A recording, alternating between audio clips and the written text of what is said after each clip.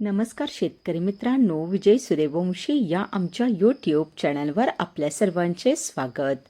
आज आपण कृषी उत्पन्न बाजार समिती लासलगाव येथील कांदा बाजारभाव पाहणार आहोत.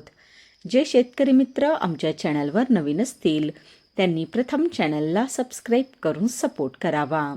लासलगाव येथे उन्हाळी कांद्याची आवक 13,810 क्विंटलची झाली होती. उन्हाळी कांद्याला भाव मिळाला आहे. किमान दर 800 रुपये, कमाल दर 2,627 रुपये, सर्वसाधारण दर 2,100 रुपये असे होते लासलगाव येथील प्रति क्विंटलमधील कांदा बाजारभाव. 13,810 क्विंटलची झाली होती.